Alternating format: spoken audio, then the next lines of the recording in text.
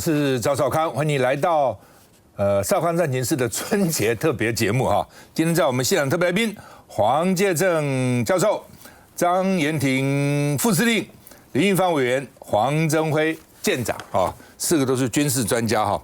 我们今天主要谈3个兵推了啊，因为大家很重视兵推嘛哈。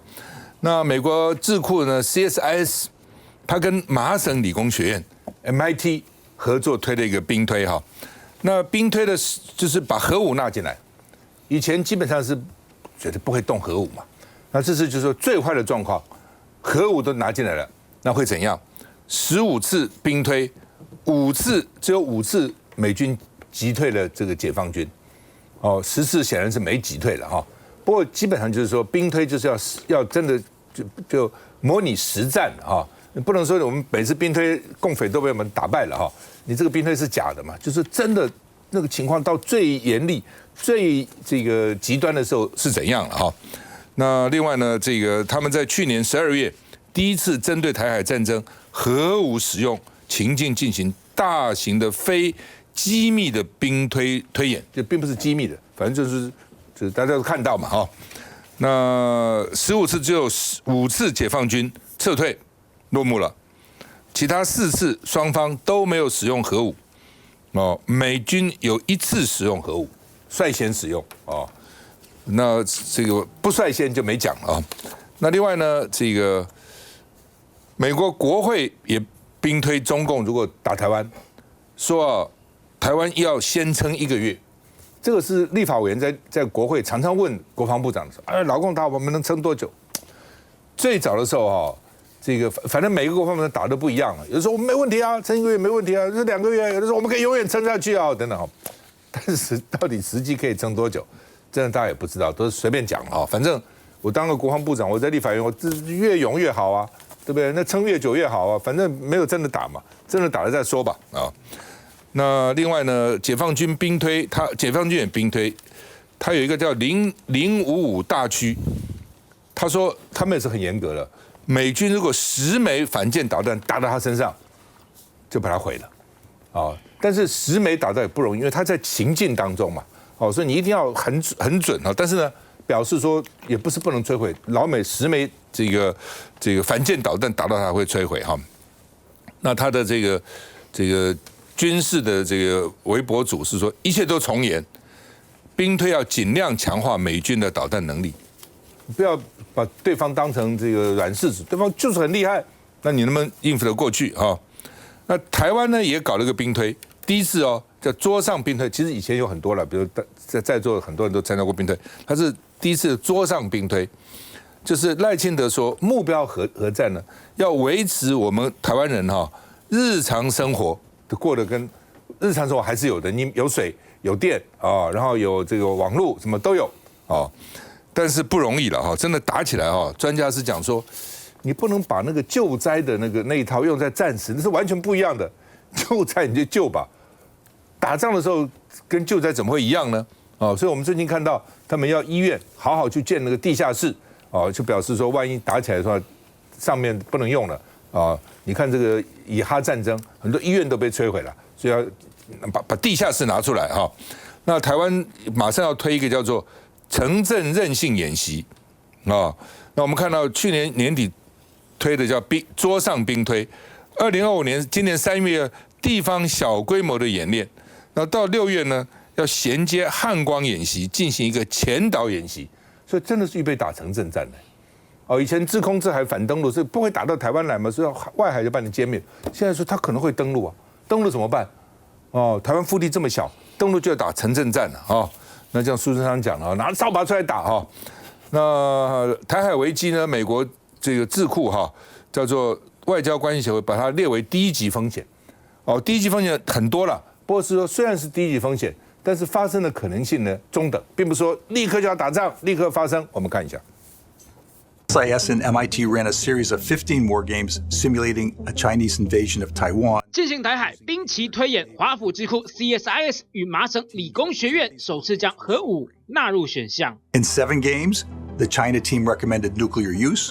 若让两大核武强国自由使用，15次兵推中有7次是由大陆主动。华府智库 CSIS 最新兵推时间点假设在2028年，解放军出兵攻打台湾，而美国出兵协防，其中5次由解放军成功占领台湾，美国也5次击退解放军，另外4次双方没使用核武，1次则是无法定论。So should not expect nuclear superiority to intimidate China. 兵推结论，华府智库则分析，中国大陆在入侵台湾居下风时可能动用核武。值得注意的是，当美国进一步增强核武，例如小型战术核弹时，对于威吓中国的作用并不大。好，这个建正兄也常常在那这个国内国外的兵推啊，你怎么看他们这几次的兵推？你怎么评论？通常有外籍人士参与的兵推都是最外层的。然后推完了以后，会有美国有认证，就是有情资认证资格的人的智库，美国官方这个资助的智库再推一次，真正美国国防部穿军服的人，实际作战的人，那才是真正核心，他不会让我们看到。对，你们是外围第3层，就是最外一层，最外一层，他吸收了可能的盟国或者是友邦的国家对于那个特别场景的思维，然后作为他们后面的想定的参考，所以我们不要以为我们去推的就是实际的情况，它可能包装过好几层。第二个就是美国，它每一个你要看兵棋推演是谁出的钱啊？我为什么说每一次我参加的兵推都是打？因为他们说那是美国国防部出的钱。所以他不会去推演如何避免战争，他都推怎么打仗，打到什么程度。然后第3个回答您的问题就是，他这个背后所代表的政治意涵，为什么核武会被带上来？因为中国大陆的核弹头的数量增加的速度超越了美国的期待，所以很快会到1000枚是吧？对，他们预期会超过1000枚。那么现在中国大陆是从200-300枚的现有的量开始往上走。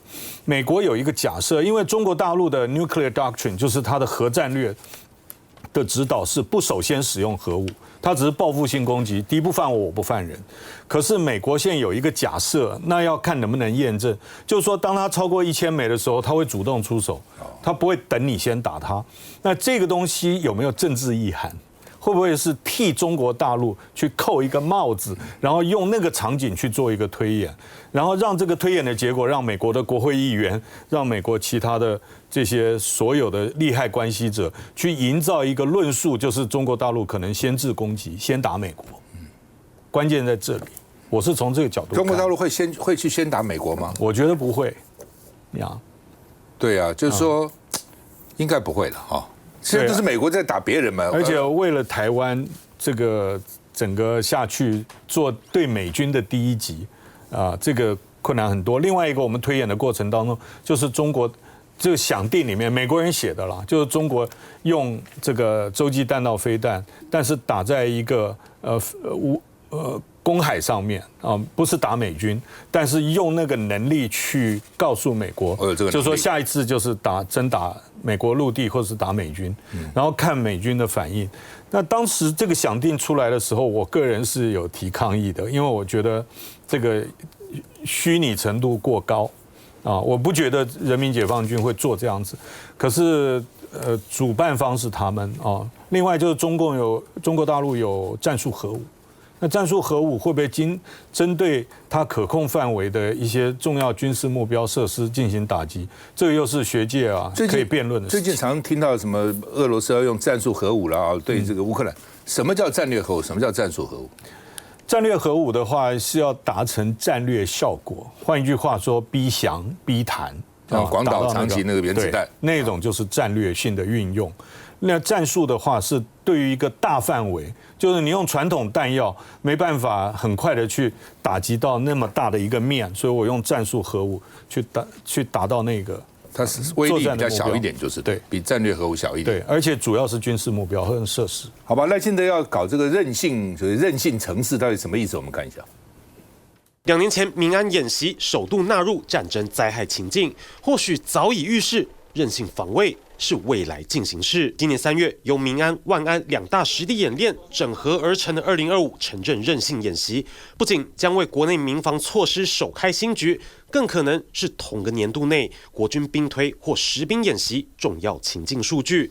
规划是在2024年底举行的全社会防卫韧性委员会第2度会议中正式拍板，席间也进行了情境应变推演，主轴聚焦在民力训练运用、战略物资盘整配送、能源和关键基础设施的维稳，以及社福医疗避难设施整备跟资通运输和金融网络的安全5大层面，在重大天灾或战灾状况下如何维持运行，同时成为防卫后盾。不过，灾防学者进一步点出问题：天灾和战灾的处置上仍然无法一体而论。将军怎么看？张将军，我认为讲韧性不如讲实力，因为最重要，我们作战是讲求的主战部队，你应该把重点放在主战部队，而不是放在韧性部队。因为主战部队也目前可能没有办法招生招除，我们都知道退场机这4年啊，退场了4倍多，你看，然后现在部队的边线比只到达70%，然后现在的国军官兵的人数只有15万人，15万人缺的是士兵，缺了5万多，有官没兵。你现在这样子，那兵都是打仗，兵都在第一线的啊，那你现在没有办法，那你就以官来代理士兵了。以士官、以军官代理士兵，你现在变成这样子了，整个的组织的是很畸形的，而且我们的素质也大幅降低，身高降到152公分，152公分，现在国中2年级的平均身高，我们不要讲最高，平均身高国中2年级154公分，比国中2年级的身高还不够，因为有一些武器装备它有它的条件，有它的要求，那女生降到150，那更低了，你怎么办？然后现在。刺龙、刺虎、刺青的也可以进来了，吸毒的也可以进来，有前科也可以进来了。所以很多的家长跟我讲啊，现在部队上好像变成黑社会了，老兵欺负亲，又不敢讲，你讲试试看。干部敢管这些兵吗？不敢管，因为敢管他就走了，走了你又不够了，又不够的边界没达标，又不对，你考绩整个就不及格。所以我们讲防卫韧性，不如讲到了防卫实力，这个是轻重缓急、先后次第的重要性。要先从这个地方，先把兵招足了。对吧？那以前的联改说军人是米虫，那现在年轻人谁要来进来当米虫？那军人约束那么多，限制那么多，又没有这些自由了，又不自由，待遇又差。一个2等兵37000多，不到3万8，加个2万块钱嘛，你给他，然后把这个实力弄够了，防卫韧性它是从属的，它不能当正餐，你不要找小菜当正餐了。真正打仗这些主战部队，刚才。赵拉哥有讲啊，就要撑一个月，怎么撑1个月？这些人怎么撑1个月？现在作战节奏是很快的，按照中共这些都已经有的部队都无人化、无人机、无人战士、无人狗、无人战狼，这些出来的都已经 AI 化了。那在这方面作战节奏会很快，我们怎么撑1个月？美军讲这个叫我们撑1个月，可能他是需要我们多买点弹药，多买点武器，先放到，不然到时候你不够了。那美军是就他的。军工复合体的商业考量，他希望多赚点钱，那是美军呢。但是我们要怎么来看我们自己建构我们所需要台湾防卫作战最基本的战力，是在这个地方我们要这样去考量啊。我认为武器装备先放一边，先把人招足，兵强马壮了，你现在才能够人员来等待装备，是要这个样，不能装备等人呐、啊。你装备等人，装备一直在衰退，这个作战的整个武器装备推陈出新非常快速的，怎么可以装备等人呢？所以他整个错，我认为部长赶快带头到学校、到高中、到大学去招生，要年轻人，不然现在数值已经不能再降了，再降剩140几公分了，现在已经降到150了嘛，你再降140几公分，怎么打仗啊？你要一看，你的军队怎么是这个样子，个头都是哪边来招来的、啊？那怎么打仗啊？所以我认为防卫韧性不如强调了防卫实力之重要。我基本上2个了，第一个就是你军人要来，第一个他有使命感嘛，觉得保家卫国是一个荣耀嘛。第二个待遇要比这个，因为他牺牲了自由嘛，所以你现在很多年轻人愿意送什么 Uber 啊什么的，问他什么不坐办公室，办公室不自由嘛，这个 Uber 自由啊，我愿意多送我就送，我今天不愿意多送我就不送了，没人管我，所以自由是非常重要的。那当军人最大的牺牲就是不自由，叫你去哪里去哪里，给你出任务你就要做，你不能自己有意见了，好，所以他牺牲自由，你理论上讲给他的待遇要足够哦，那否则如果又没有地位。又不够，他也不觉得光荣，那他为什么要来呢？问题就在这边。还有一点就是说，你作战，我觉得是老美了。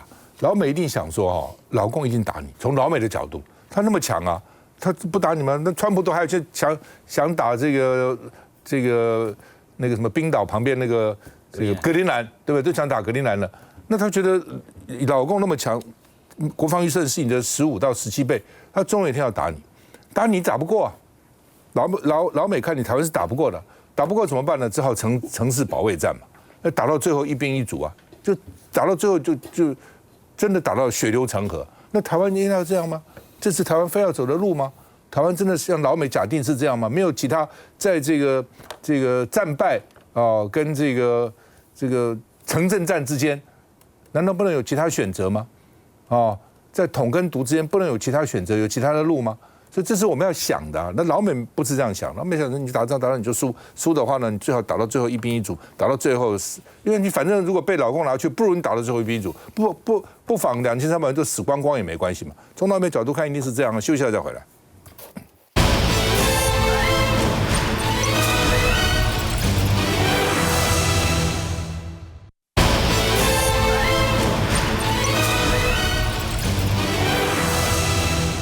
我刚刚说过，美国智库这个外交关系协会预估2025年是最危险的一年，不是每年都最危险一年了哈。那台海危机呢，连8年列为第1级风险，而且说对美国的利益影响很大啊。老共说台湾是我的核心利益，老美说也是我的利益，对我利益影响很大啊。但虽然是第1级了，但是发生的可能性中等，不是立即明显的危险，立刻会发生啊，不会这样哈。那另外呢，这个老美的网站说，老共呢新建了2栖登陆驳船，哦，是不是针对台湾？大家也关切。所以这个所谓2栖登陆啊，就海上可以走，也可以登陆，而且呢，这个接驳的这个甲板很长，所以换句话说，可以超越你这个岸边的各种设施，直接从船上就把这个坦克车什么就可以登陆台湾，直接去了。而且呢，它的这个驳船的材料呢，也是特殊的哦，非常特殊的，不是那么容易就能毁掉的。你看这个船一个驳这么长，看到没？就超越你海滩的这个各种设置，直接上来了哦。那而且呢，大陆说现在在建造一系列的特种登陆船，所以呢，你现在红色沙滩。什么叫红色沙滩？我们上次演习不是说这个地方老共可能登陆嘛？所以呢，红色沙滩我们有很多防卫啊，设了很多这个屏障啊等等哈。他说呢，要突破你红色沙滩，看到没？过来，直接超越你沙滩上的这个部署，直接上路啊！因为这就是反正你有什么东西，我就针对啊你的这个防卫来突破了哈。那当然我们也可能因应做另外一种突破哈。那另外呢，四川舰哦，现在正在这个调试要进入海事的里面哈，最快2026年底会服役哦，所以呢，这个大陆的潜舰呢越来越厉害。另外，它的这个第一艘076两栖攻击舰也下水了哦。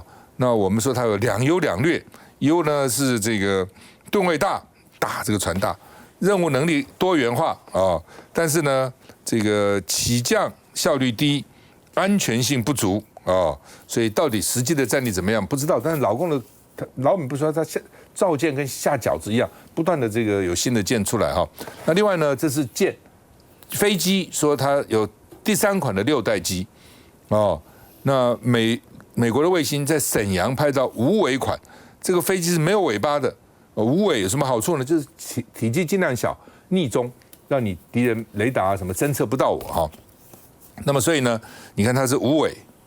哦，然后呢，这个翼可以折起来，放出来哈。那这个机身优化，雷达可以侦测到你降到最低啊。然后呢，这个边缘是3角机翼的设计，发动机放在里面，也减少外面的侦测哈。引擎的喷嘴向上，通常是向后，它向上啊。那外部看不到武器的挂点啊。那战机异常平滑的机头显示很平滑，机身上的光电感测器很强，所以呢，它的飞机也是就是基本上尽量逆中了哈。所以这是歼50的新照啊的新的照片曝光了哈。那另外呢，美国说他们在发展海上飞弹装载系统，说这个一下子呢，美国的战力可以增加5倍。是美国老共如果打我们的话呢，老美将在这个飞弹装载系统暴增5倍的战力哦，所以呢，它的船等于有增加了近百艘船舰的这个能力啊。那美国第7舰队要引进无人机、无人艇，说呢剑指中国大陆哦。他的第7舰队司令凯策是说哦，我们要安装 AI 人工智慧，上面无人机有人工智慧，无人艇也有人工智慧来针对你这个老公，因为老美最怕死人嘛，都是无人的，跟你干，跟你打啊。那老美的智库也报告说，如果发生台海的冲突，大陆解放军的空军的基地较具优势，因为他们已经花了很多的钱、很多的时间来加固他们的这个空军的这个基地哈，增加这个掩体从1100增加到2300啊。那现在有3000多个掩体啊。那这个原来呢，这个加固从370个加固到了800多个哦，就是掩体又加强，用水泥用的非常多，同时呢数量也增加很多。我们看一下。去年底，中共第1艘自主研发076两栖攻击艇才风光下水，如今被发现又有新型两栖登陆船。美国军文网站披露，中共正在制造特殊用途船舰，疑似是为了两栖攻击量身打造。一旦船舰靠岸，长达133公尺的贝利桥延伸出去后，将可以横越沙滩。而过去为了反登陆，在沙滩设置的各项防御措施，像是铁丝网、鬼雷、废电杆等设备，等于无用武之地。这类新式船舰虽然没有强大火力，但接驳功能却可能让全台湾的海岸都成了共军可登陆的红色沙滩。桃园其实，我们在沿岸啊，除了有非常多消波块之外，它的那个海滩已经不适合登陆。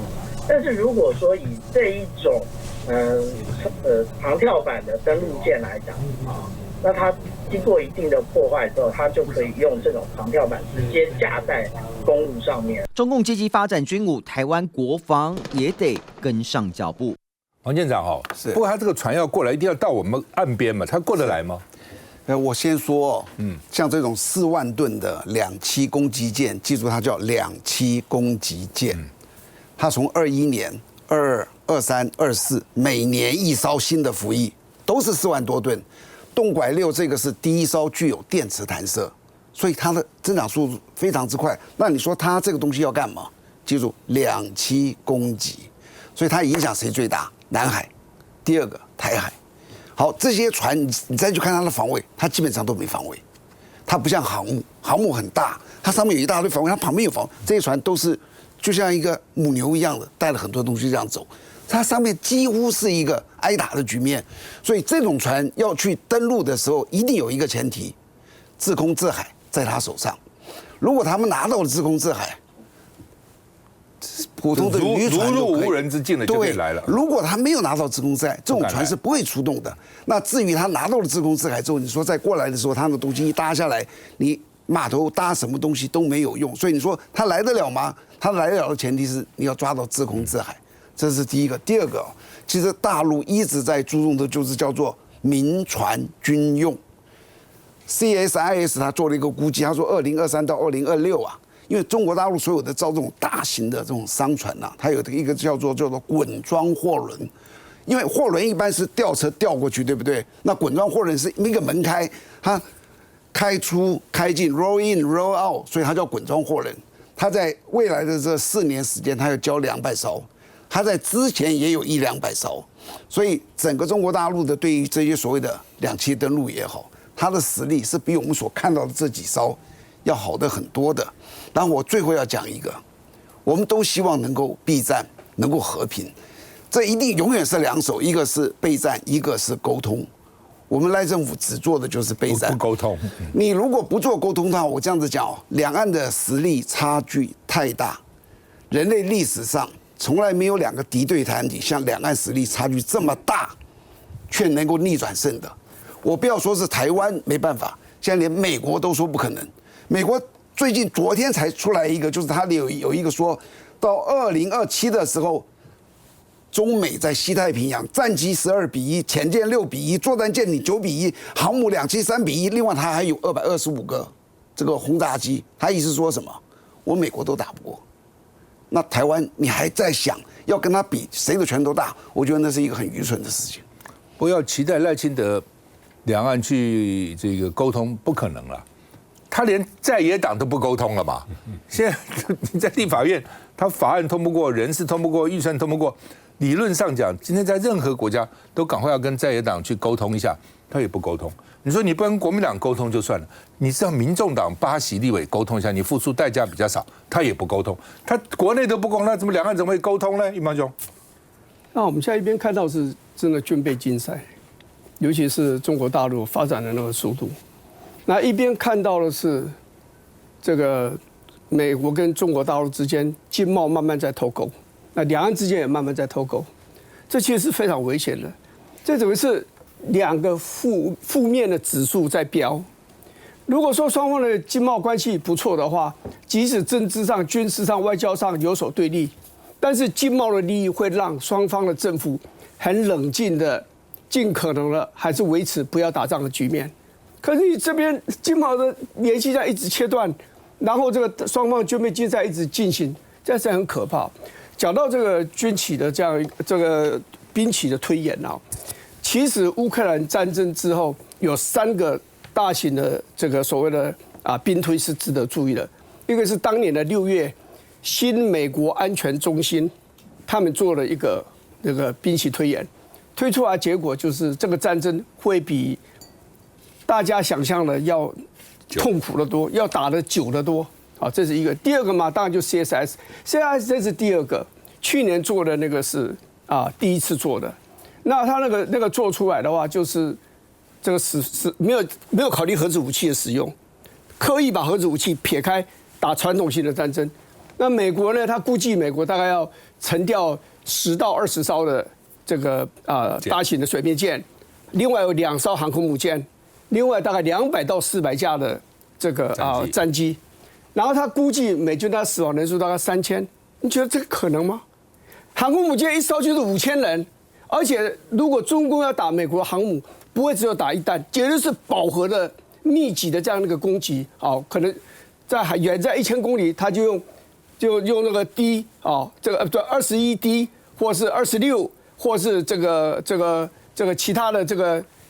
鹰击21，在很远的地方就打你了，而且打的一定是多枚的进去，包括无人机的攻击。那你死的10艘到20艘军舰就已经多少人了？先不要讲航母，那个加起来1万人，都跳水游走了。对呀，所以这个是有点低估了啊！真正的事实可能不敢呈现出来，怕吓到人这样子。所以这个就是让我们看出那个战争的危险。那个他做出来结论是说。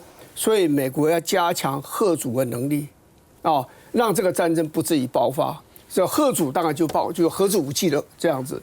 那我很欣赏，不是很欣赏，就是说，我觉得最近这一次就是去年的12月公布了这个 CSIS 的第2个兵棋推演，我比较欣赏的原因里面，他开始讲到了核子战争以外，他终于讲出个事实，就是说与其用核子的嚇阻不如要加强外交的解决。那当然，他也讲美国要准备要打一场传统性的战争，要把它打得很漂亮这个打一个高端的这个很这个品质很高的这个传统性战争。但是同时呢，要留下一个外交的空间，让中国大陆有面子知难而退，意思是这样。这个呢，我觉得他讲对一半。我跟你讲，如果打到传统性的战争，打得中共受伤非常重的话，核子武器用不用我不知道。我觉得他这个战争会再持续非常久，这是新美国安全中心所讲的。我认为外交应该在战争以前就要处理我相信美国的决策者应该也是这样子，等到战争爆发了才说好了，你现在打台湾你打不下来啦然后呢，我担心你用核子武器打，所以呢，我现在给你一个面子，那看看怎么样处理，然后让你这个有面子的这个退场，我觉得那个就太晚了。这个战争看起来美国人自己做完了以后，我觉得他心里其实是毛毛的，尤其 CSIS 的第一次做的那个2023年做的那一次，美国要死这么多的人，摔那么多飞机，你还没有讲地面被攻击这个攻击他要讲是海上跟空中的战争这个战争如果打一定是立体的，我认为关岛都会中，我认为琉球这个 Okinawa 都会中夏威夷搞不好也会中，不会那么简单的。这个战争的延伸，至于核子武器的使用啊，我基本上我也是认为是不太可能的事情。你想想，美国在2次台海危机的时候，他已经拥有核子武器，中国大陆还没有核子武器，美国都不敢使用核子武器。他2个中校在93炮战的时候，就在金门被打死。美国人还是一样，说我们要协助这个运补这个物质到金门去。可是协防第7舰队就公开讲，我们会停在金门的外海3海里，我们不会进入有领海的这个范围，就是3海里以内。你看美国那个时候比中国大陆强大太多太多了，而且823炮战第2次台海危机的时候，我们已经有了2个东西，一个是中美共同防御条约，说美国总统有义务跟有权利使用武力，还有一个台澎决议案 Formosa Resolution， 那个是国会用很大的这个差距通过，然后艾森豪总统签的字，有2个东西可以用，有航母可以用，有这么多的这个核子武器可以用，可是美国依然是没有用，所以我觉得就是美国也不敢用核武，何况是中国大陆。休息了再回来。